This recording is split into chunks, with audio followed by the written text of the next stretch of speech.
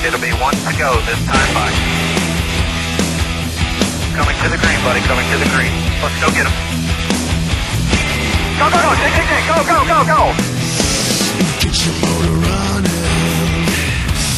Head out on the highway. Hi guys, off the Steepo, got to thank the Vans, Ford Motor Company, Aflac. Man, that's exciting. They keep talking about rivalries. We might have one now. You two were very close, but not fast enough to get him on the short runs. That last adjustment, you think your car got that much better, or did his get a little slower? Well, I kind of just ran into him, you know. That's what happened. It's too bad we tore up the car a little bit after the race, but I guess he wasn't happy about it. I can understand, but just in the back of my mind, all I could think about was Richmond at a nationwide race when he was trying to get through the field and he pile drove me, and you know, I mean, I'm not. It's just the way it is, just racing. I got a lot of respect for the guy, and he was real fast, but we can't give up points when they're right there for us to take. Congratulations on a great win. Thank you. Thank you. All right, Carl wins again tonight. The two fastest guys on the track fought it out to the end, Alan. Oh, Dave, I got two thoughts. Number one is we talked about the bump and run coming on the air before the race started.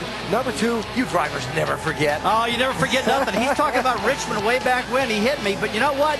The bump and run worked out for him, and he was just upset about it. And boy, take a look at, you know, Kyle Busch was so strong, and you're exactly right. Edwards, Kyle Busch, dominated tonight, Brad. Can we run the Fontana race tomorrow? I can't wait to get to Fontana. The heat is on, baby. Carl Edwards is bringing it. Those race to the chase standings, very interesting. 2 races to go.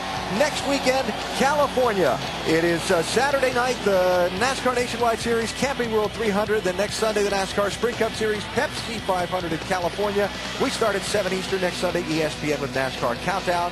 And NASCAR Now, ESPN 2, like in a minute or so, with a post-race wrap-up from here in Bristol. And next on ESPN, Sports Center, lots of post-race coverage coming up there, too.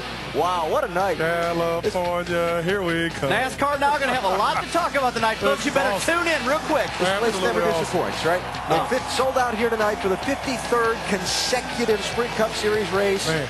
And while Kyle Busch led 415 of the 500 laps and looked like he had it under control, in the end, just as it always does at Bristol, the spot.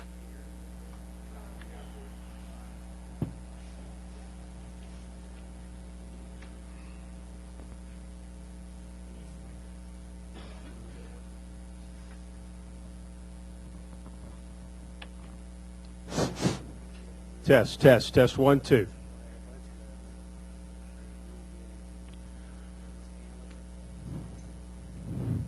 Okay, we're going to roll into our post-race press conferences here today. We've got our second and third place finishers. First is our runner-up in tonight's race. That's Kyle Busch, driver of the number 18 M&M's Toyota. Our third place finisher, teammate Denny Hamlin, driver of the number 11 FedEx Freight Toyota. Kyle, your thoughts about tonight's race out there here at Bristol? Well, it was all going fine there until the end. So, you know, just a tough break for us in this M&M's Toyota team. Steve Addington and the guys built me an awesome race car, and the thing was flawless, man. For a long time there on those long runs, we could just check out and get through traffic way better than everybody. And, you know, it was really a cool car to have and be able to do that with. So just unfortunate with the way things came down there at the end. And, you know, we'll take it. We'll go on and we'll race here these next couple of weeks to try to get ourselves a win and into the chase and throughout the chase. Okay, thank you, Kyle. Our third place finishers, I mentioned Denny Hamlin, driver of the number 11 FedEx Freight Toyota. Denny had a strong showing out there tonight. Your car was very strong down the stretch. Your thoughts? Yeah, we had a good car.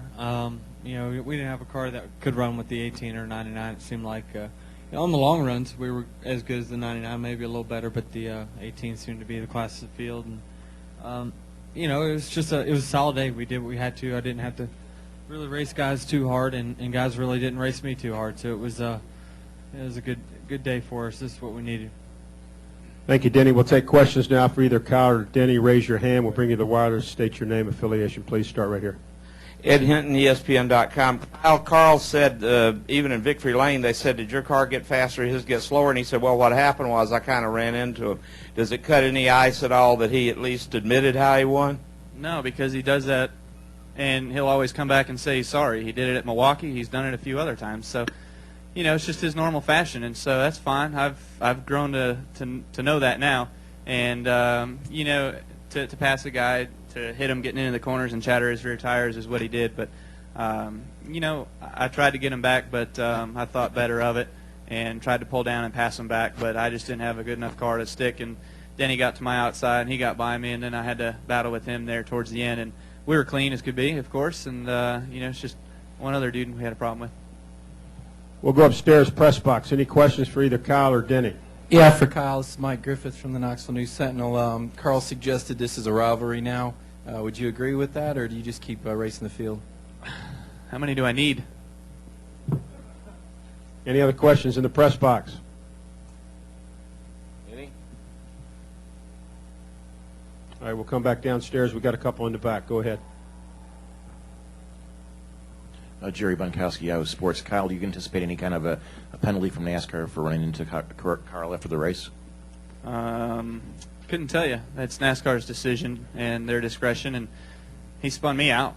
So I just, you know, got into him a little bit and let him know that I didn't appreciate the way he passed me, and then he retaliated and ended up spinning me out. So couldn't tell you.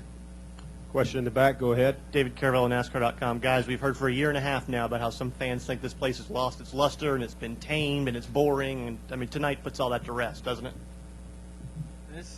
It's a great racetrack. I mean, it's always been a good track. It don't matter what the surface is. I mean, 43 cars on a half-mile racetrack. You're going to have finishes like this on a common basis. So I mean, it just worked out to where it was exciting. It was pretty boring from our standpoint because the 18 was walking away from it till the very end. Go ahead, Ed. You got another question? Just real quick clarification, Kyle. When you said how many do I need, you mean how many rivals do you need? In other words, Carl's just one of many. Is that what you meant? Yeah. All right, let's go back upstairs for another question. Go ahead. Kyle Brian Smith, Bristol Herald Courier. Carl said when he was making the decision whether to kind of nudge you when he was going to pass you, that he thought you'd do the same thing to him. How would you reply to that? Well, being as though I'm not in that position, then I would say that I wouldn't have touched him. But you don't try to hit somebody, and you know, even so, driving in the back of him, getting into the corner. But I mean, I had been getting into the corner light all day, and I don't know, maybe I overbraked and drove myself right back into his nose. Who knows? David, go ahead. Denny, you've had such an up and down summer. How much does a night like this make you think you can sew up that chase spot going forward? It gives us definitely a boost of confidence for sure. We need it at this point. But I mean, a lot of the guys right behind me finished in the top 10 also. So, I mean, looked like the 9 had problems, and that was the only other guy really that we're racing. So, I mean, we gained a little bit on a couple guys in front of us. But, I mean, this is what we needed. I mean, all we can ask for is a top 3 finish. And if we do that, you know, it's gonna work out itself out in 3 races. But we can't help how good or bad they run. Question back in the back, Bob. Bob Hockress, NASCAR Scene. Denny, after kind of your airing your frustrations publicly last week, how has this week been? And you know, and was it even important to finish well because of last week? Yeah, definitely. I mean, last week was the lows of lows, I guess you could say, for our race team. You know, there's not one specific place I was sitting there pointing fingers. I just thought as a race team, we weren't getting the job done. And the driver's a big part of that race team. So, you know, I felt like there was a lot of things I could have done different through the summer, but for the most part, just mechanical failures has ailed us. And you know, if we can put a halt to that, you know, I ain't saying we're going to go out there and win races as often as Kyle is, but we're going to at least, you know, be a top 5, top 10 car every week. And if you can do that, then you're going to put yourself in position to be a chase or a championship contender, because you know, there's going to be weeks when guys have bad weeks. We just got to get there right now. Okay, I think we're clear both upstairs and downstairs, guys. Thanks for putting on an outstanding show for us tonight. We appreciate it.